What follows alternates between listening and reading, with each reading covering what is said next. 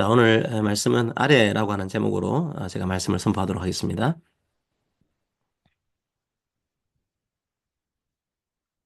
가수 이문세를 아실 겁니다. 예. 이문세 씨가 부른 노래 중에 가로수 그늘 아래 서면이라는 노래가 있습니다.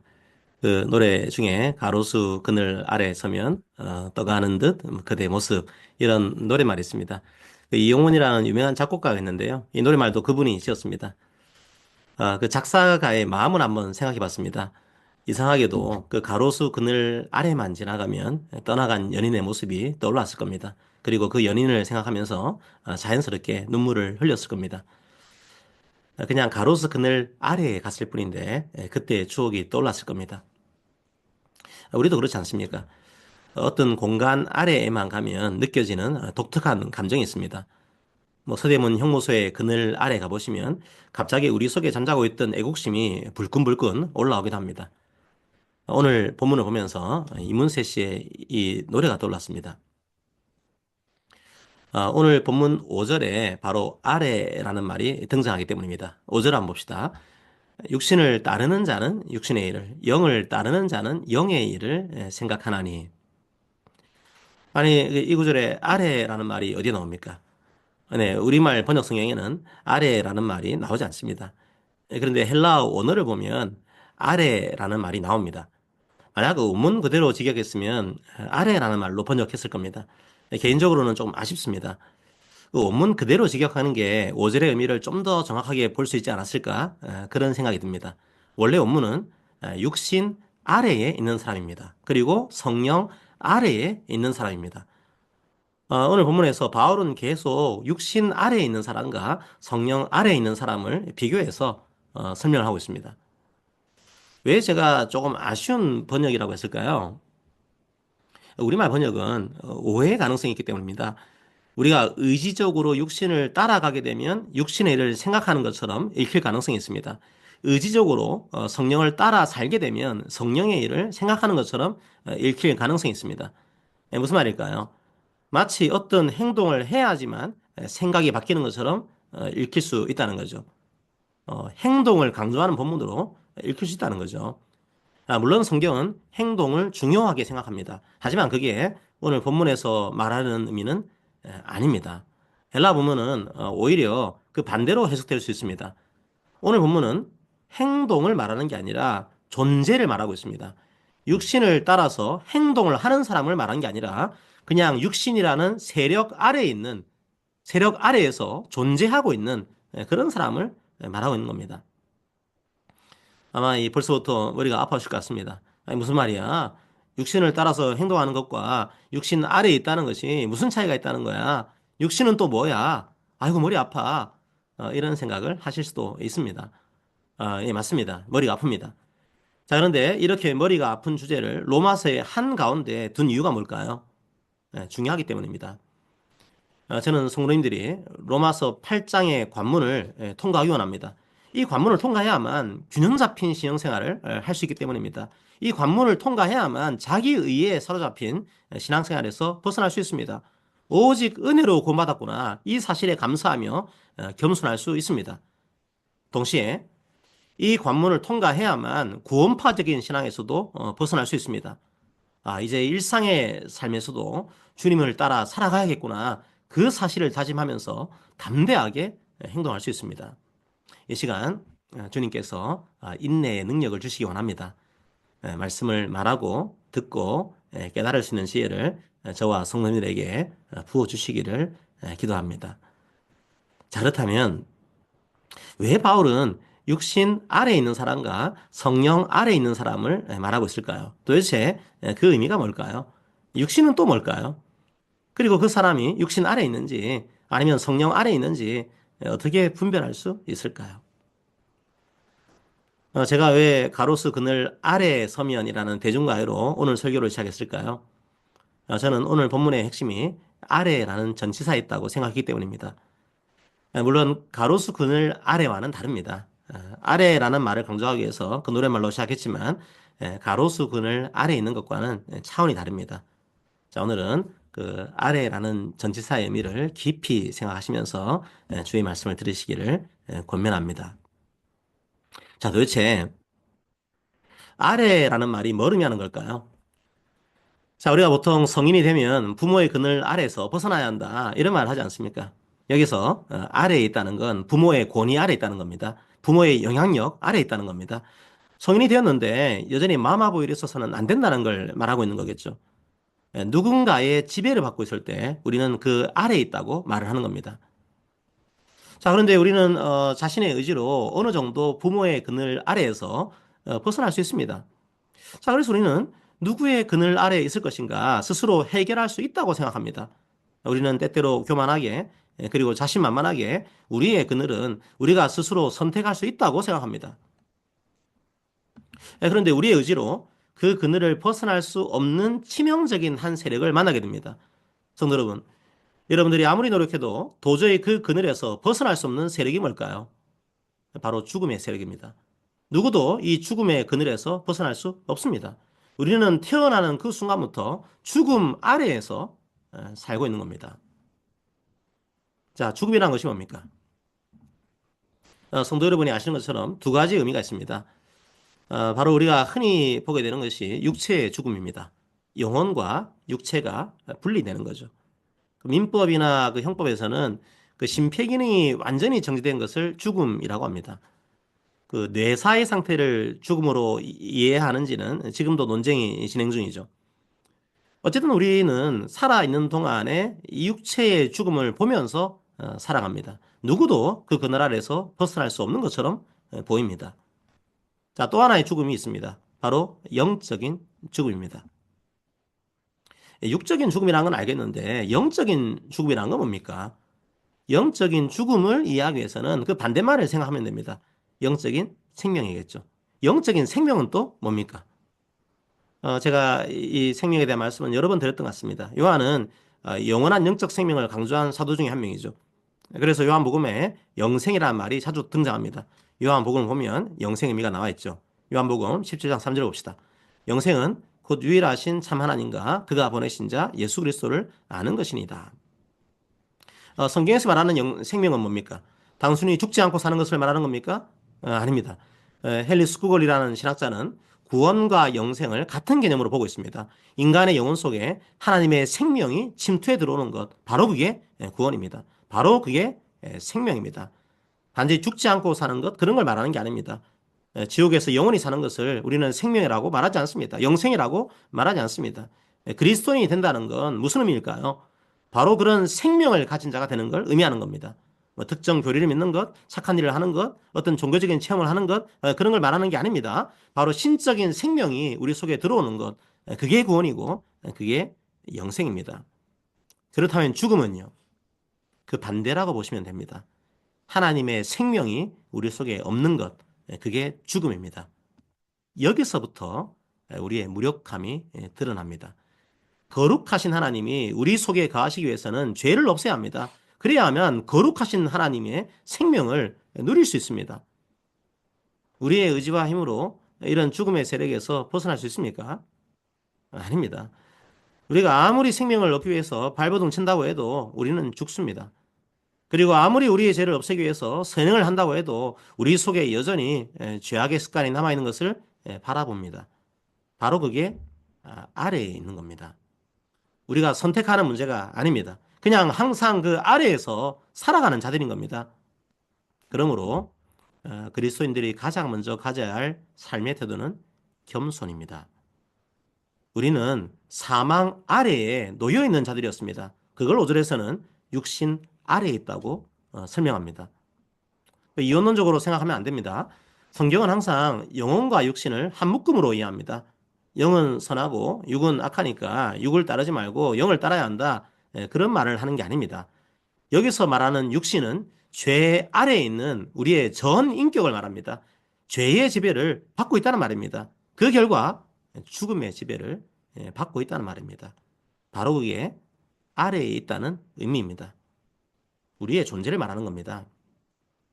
이런 존재였던 우리에게 교만이라는 말은 어울리지 않는 단어입니다. 자, 그렇다면 어떻게 우리가 이런 죄와 죽음의 세력 아래서 벗어날 수 있을까요? 6절을 봅시다. 육신의 생각은 사망이요 영의 생각은 생명과 평안이니라. 6절에는 우리가 가질 수 없을 것 같았던 생명이 등장합니다. 죽음의 세력에서 벗어날 수 없을 것 같았는데 6절은 생명을 선포합니다. 성령의 생각을 하면 죽음 아래에서 생명 아래로 옮길 수 있다는 겁니다. 그런데 의문이 듭니다. 그럴 수 있습니까? 죽음의 세력에서 우리가 벗어날 수 있는 겁니까? 우리가 아무리 위치를 옮기더라도 여전히 죽음의 그늘은 우리를 따라다닙니다. 아무리 착하게 살더라도 하나님의 거룩함에 이를 수는 없습니다. 우리가 착한 일을 하는 그곳에서도 죽음의 그늘이 있습니다. 아무리 종교 생활을 열심히 하더라도 죽음의 그늘이 거기에도 놓여 있습니다. 어디를 가더라도 그 죽음의 그늘이 우리를 따라옵니다. 어떻게 해야 죽음의 그늘이 없는 그 하늘 아래로 갈 수 있다는 겁니까? 가능합니까? 제가 신대원 수업 시간에 교수님께서 재밌는 말씀을 하나 하셨습니다. 웃으시면서 그 멀티버스를 말씀하시더라고요. 다른 세계로 가면 된다는 겁니다. 죽음이 지배하는 세계가 아니라 생명이 지배하는 세계로 가면 된다는 겁니다. 아예 세계를 바꿔야 하는 겁니다. 죽음이 지배하는 세계에서는 어디를 가더라도 그 죽음이 우리를 따라다닙니다. 죽음이 침범하지 못하는 세계 속으로 우리가 들어가야 합니다. 영원히 그 세계 속에 살고 있다면 우리는 죽음 아래에 있지 않고 생명 아래에 있는 겁니다.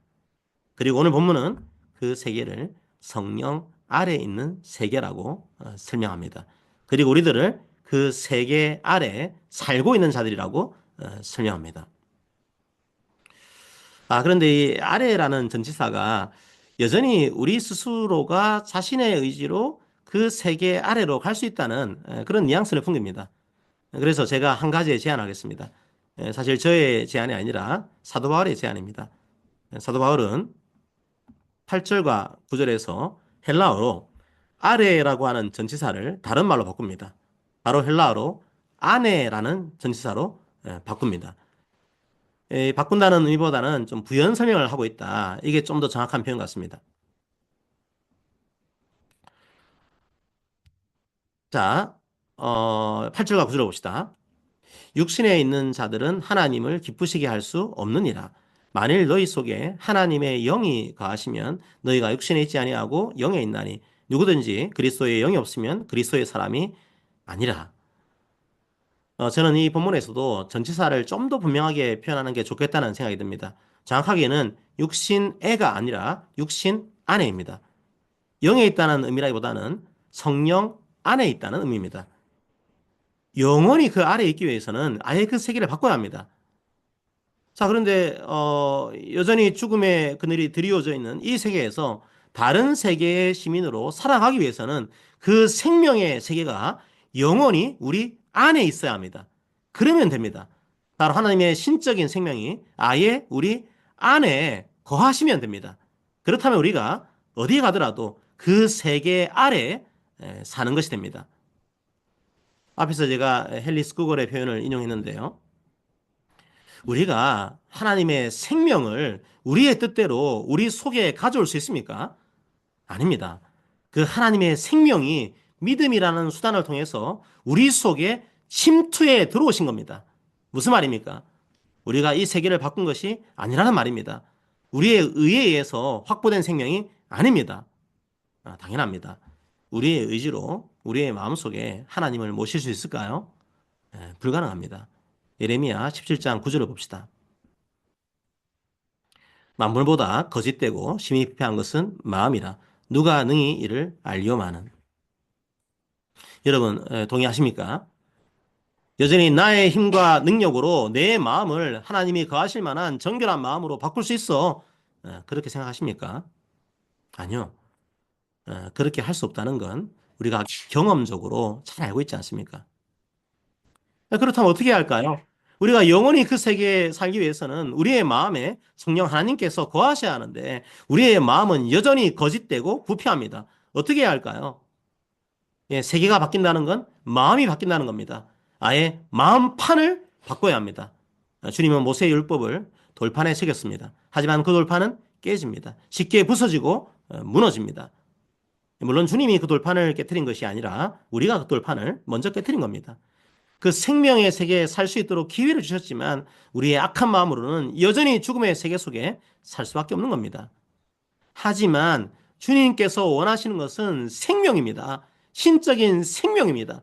그 생명을 우리에게 주시기 원하십니다. 어떤 일을 선택할까? 이게 성경적인 것일까? 궁금할 때가 있습니다. 그때 가장 큰 판단 기준은 바로 생명입니다. 바로 이 일이 생명을 유지하는 일인가? 아니면 생명을 파괴하는 일인가? 가장 큰 판단 기준은 바로 생명입니다.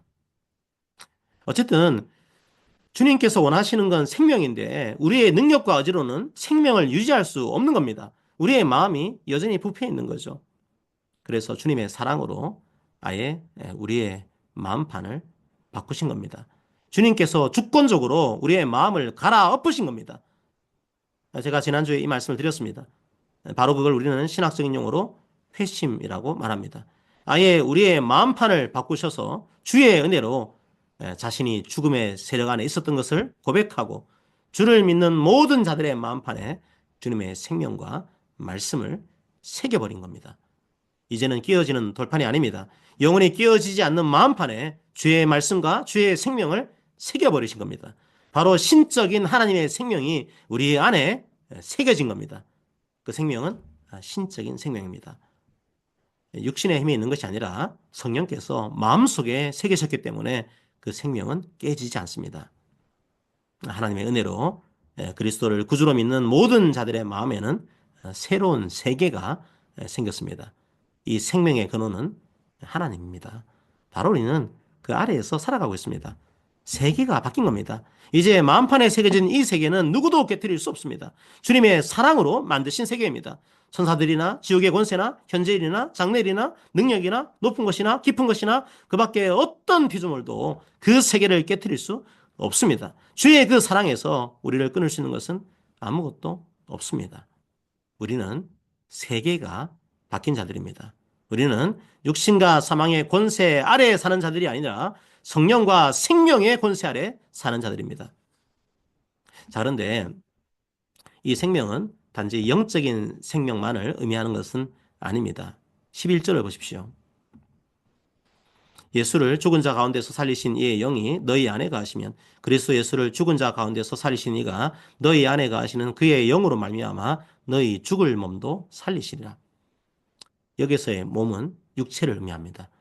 사실은 우리가 매주일마다 사도신경으로 고백하는 내용입니다. 우리가 뭘 고백합니까? 우리는 몸이 다시 사는 것도 믿습니다. 우리의 부활은 육체의 부활입니다. 주님이 창조하실 때 사람을 영혼과 육체가 결합된 인격체로 만드신 것처럼 우리의 부활도 마찬가지입니다. 주님께서 부활의 첫 열매가 되셔서 육체의 부활도 확증하셨습니다. 이제 그리스도를 믿는 모든 자 안에는 그리스도의 영이 가십니다. 그리고 그 그리스도의 영이 우리에게 영원한 생명을 누리게 할 것입니다. 그리고 우리는 결국 육체의 부활도 경험하게 될 것입니다. 그 사실을 고백할 때 우리는 겸손하게 됩니다. 우리는 은혜로 그 아래에 있게 됩니다. 영원히요. 그 은혜를 누리시기를 권면합니다. 자, 그런데 이렇게만 마무리하면 우리는 구원파적인 오해를 할 수 있습니다. 우리가 성령 아래 있게 된 것, 우리의 힘이 아니라 오직 주님의 은혜다. 그러므로 이제는 아무렇게나 살아도 된다. 이런 유치한 생각을 할 수 있습니다. 그렇습니까? 아닙니다. 5절을 다시 보십시오.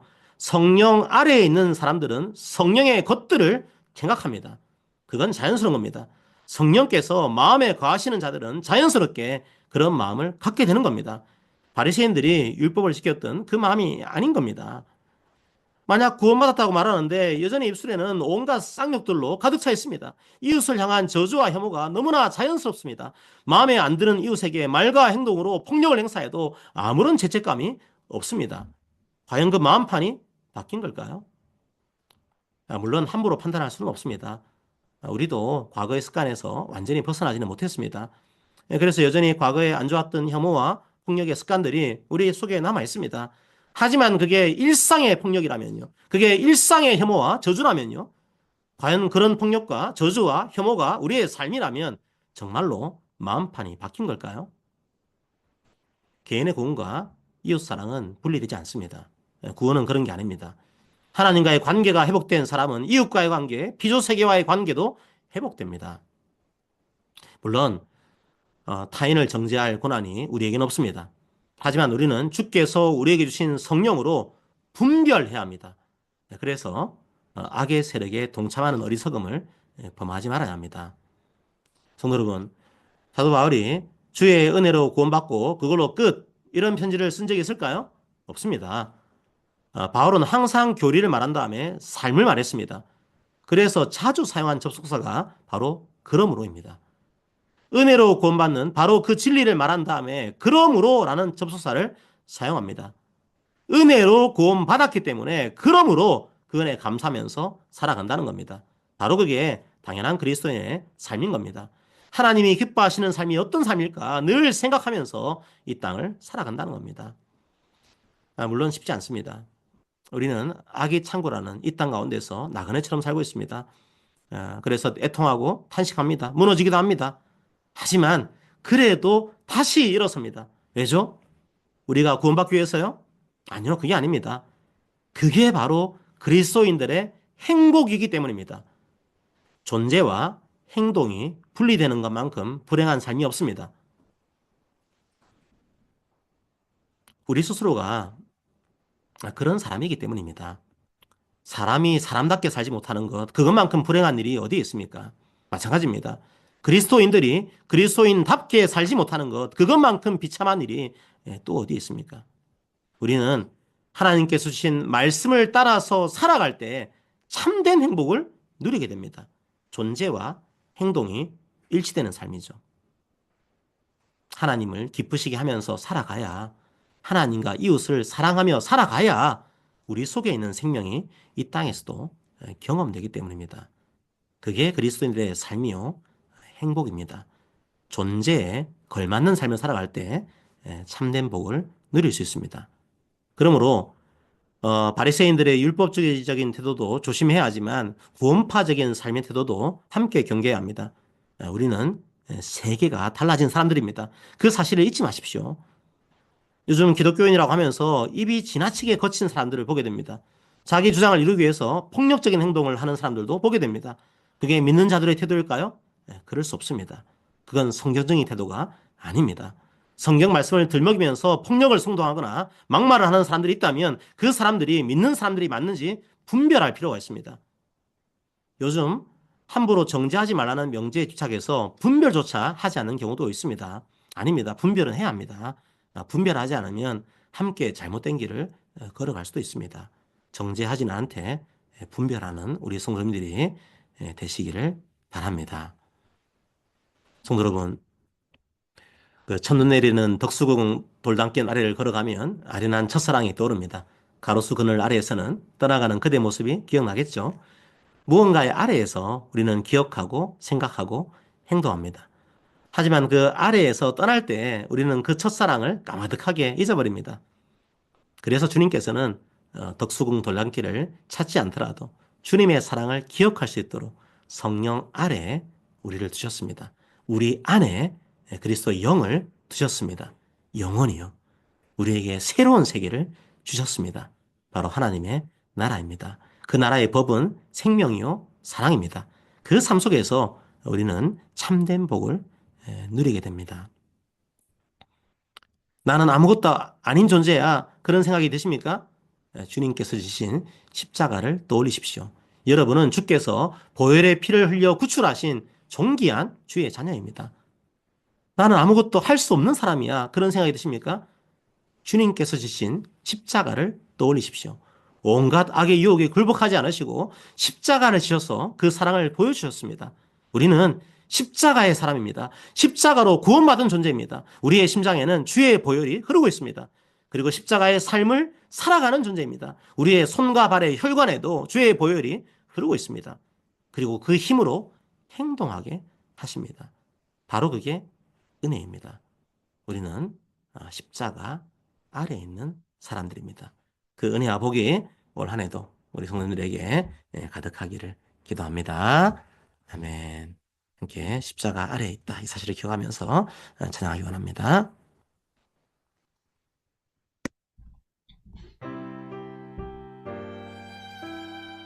십자가는 변하지 않습니다. 그러므로 우리 마음판도 변하지 않습니다. 다시 이렇게 하면서 봅시다.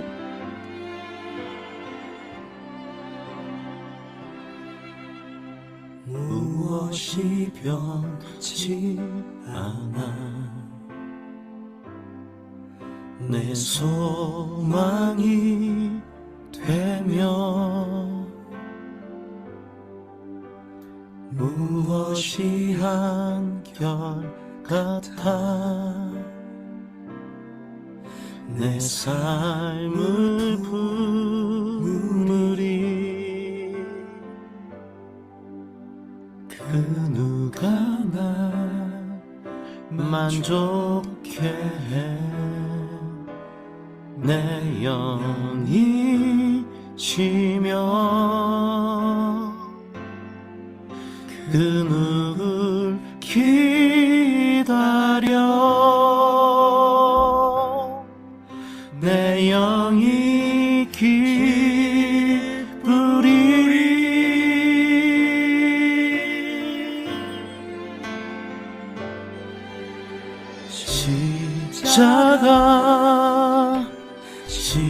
십자가 그 그늘 아래 내 소망이 있네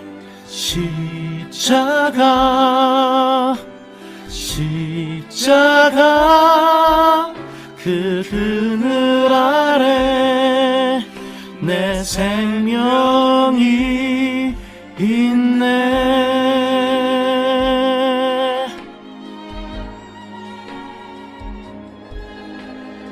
무엇이 변치 않아 내 소망이 되며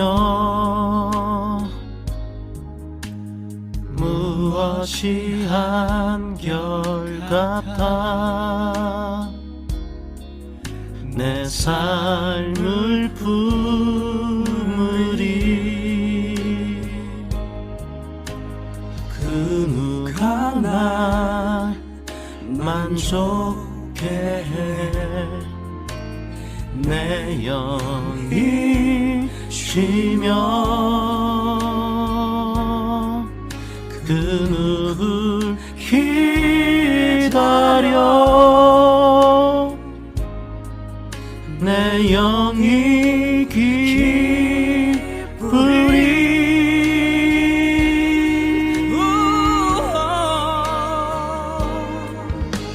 십자가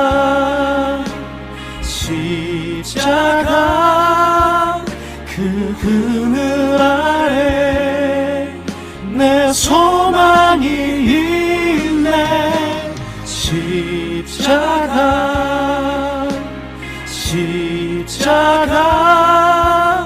그 그늘 아래 내 생명이 있네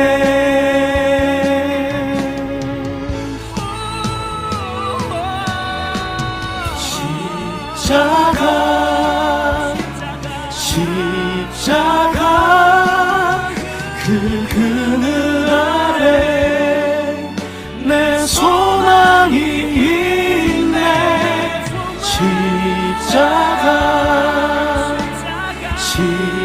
십자가 그 그늘 아래 내 생명이 있네 그 그늘 아래 내 생명이 있네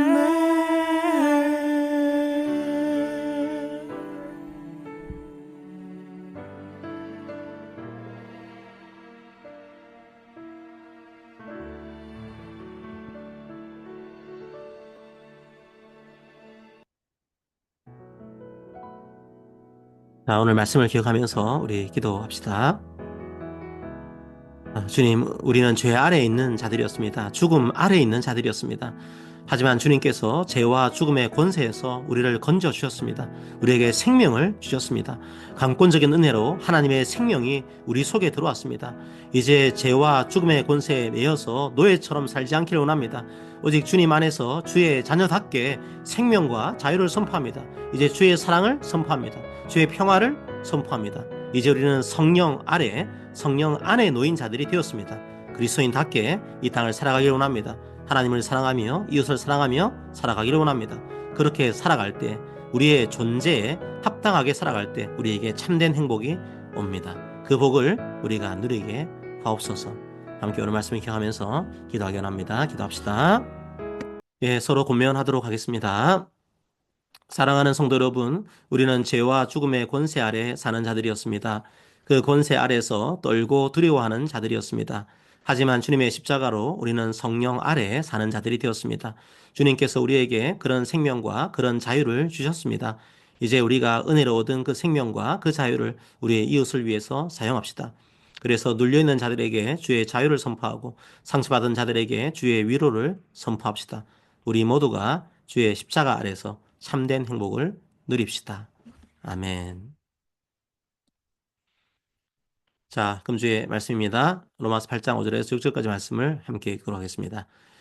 육신을 따르는 자는 육신의 일을, 영을 따르는 자는 영의 일을 생각하나니 육신의 생각은 사망이요 영의 생각은 생명과 평안이라.